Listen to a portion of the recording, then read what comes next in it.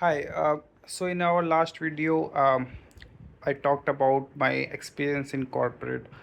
That video was interrupted because my phone battery was quite low. It is still low, but I have charged it a little bit. So I will talk about something else now. Um, about being an Indian, especially a general Indian male.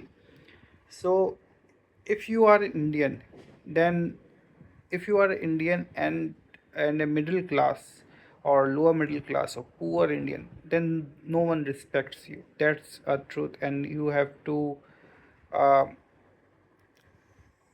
you have to take it with with a pinch of salt. That yes, that's the truth. Like if you are Indian and middle class, low middle class or poor Indian, then no one values your life in anywhere in the world. Not just in India, anywhere in the world. So I hope you guys are following about what is happening online, especially on Twitter. The foreigners are being racist against Indian, not just white foreigners, but even Asians like Chinese, Japanese, Koreans, uh, even South Americans, Latin Americans, even Africans are being racist against Indians, and that racism is because of that racism stems from the genetic superiority that they feel that they have. They feel that they are genetically superior against us. Also, our country, India, is quite poor. It's quite dirty. The government is corrupt. The bureaucrats are corrupt. The- Even the people are corrupt. It's not just bureaucrats and politicians. People are also corrupt. The bureaucrats and politicians come from society only. They don't come from outside. So the whole society, the Indian society, is corrupt, and it shows. And it shows in India. Like you will find dirty roads, you will find rubbish on the road. uh, these the cities are quite ill maintained. There no one is maintaining the society, the city. The municipal corporations are corrupt. So the racism that Indians face, whether it is physical or online, um, I think those racism are those racism have some truth in it, because being Indian, even I can say that India is the world's most dirtiest, corrupt country or society. And if you don't respect yourself, if the Indians don't respect their society, if the Indians don't respect their country, if the Indians don't respect their race, then no one else will respect them. No outside society will respect Indians. So first you have to gain respect. You have to be respectful for the other person to respect you. It's not like you will continue to do corruption. You will continue to throw rubbish on road. You will continue to throw garbage, and you will harass women. You will do sexual crimes, or you will do other types of crime. You will physically assault people. um, you will drive recklessly. Then if you continue this type of thing, then you can't expect the other society, the world, to respect you. So to gain respect, you have to improve yourself. You have to improve your attributes. You have to improve your personality. You have to improve your society as a whole. And and that just not lies with government. It's not just government or politician responsibility. It's the responsibility of the society. It's the responsibility of each and every person in the society. So what I feel is that India is a low trust society. uh, Low trust in the sense that one Indian doesn't trust the other Indian. You can't leave a item in public. If you leave the item in public, someone will steal it. There is very low trust in India. Because of that low trust, um, you will see that the government is not functioning as per expectation. The babus are not doing their work because they feel that they don't owe anything to the society. The government babus feel that they don't own anything to the society. Even an individual person in India thinks in the same direction. The individual person thinks that um, I don't own anything to this society. I don't owe anything to this country. And when you have that type of thought, then you start living individually. So each and every person live individually in India.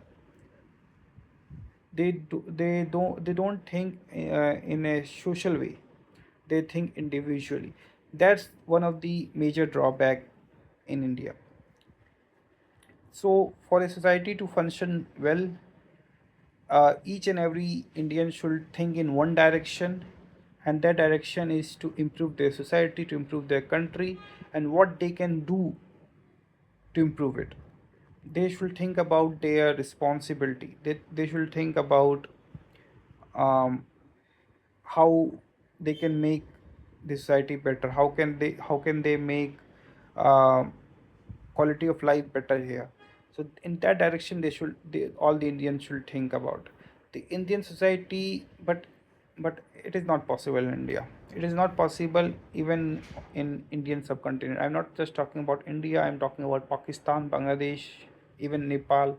So everywhere Indian subcontinent, everywhere it is the same case.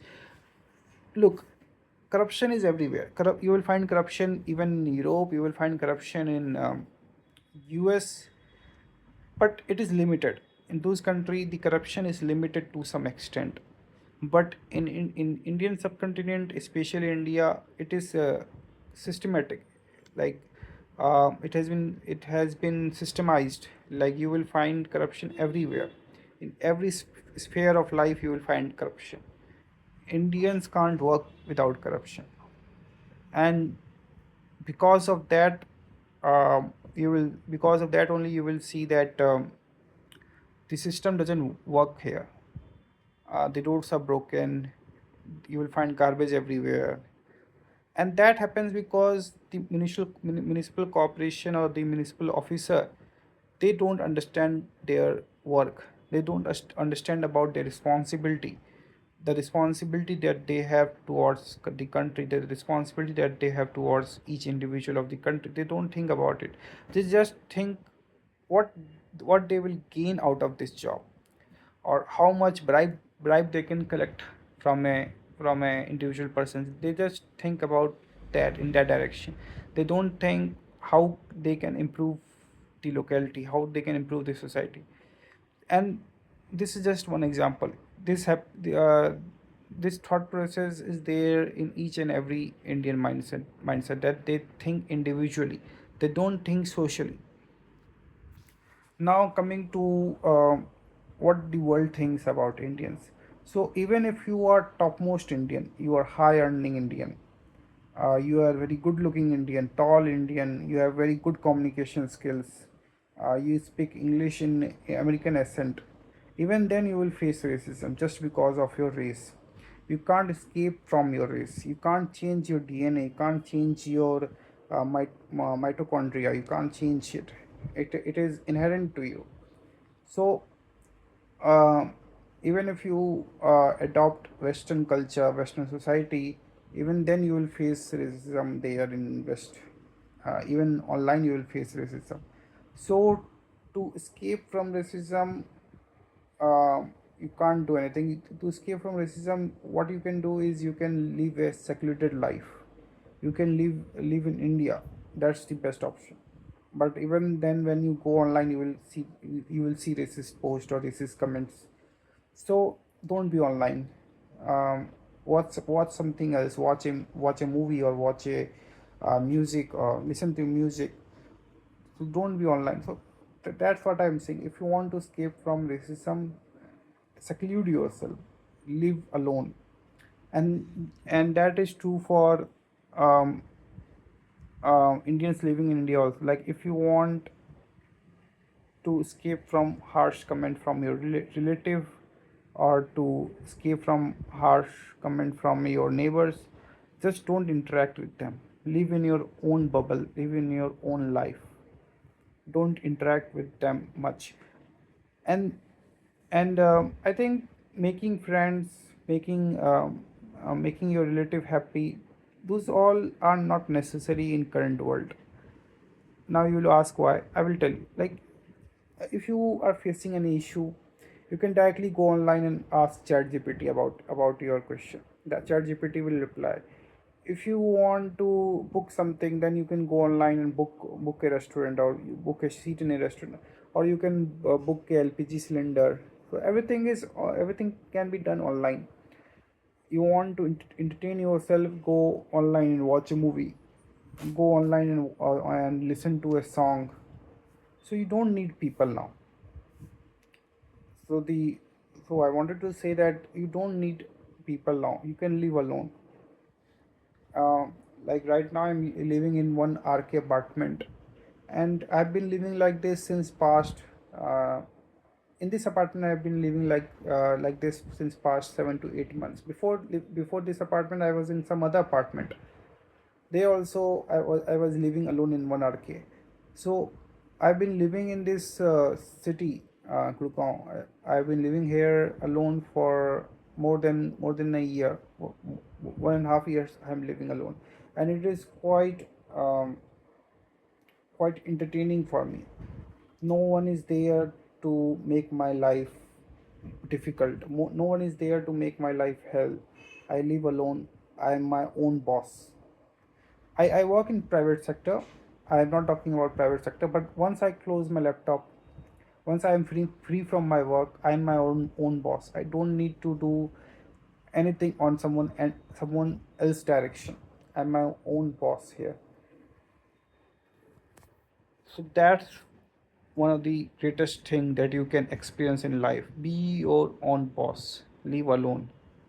And that is possible in real world also. Like, you don't need to work in corporate. Uh, if you want to live alone, go somewhere else. Live in a village, remote village. Go and live in remote city in India. Work in Do some part-time work and earn your money. You will be your own boss. You don't need to listen to anyone.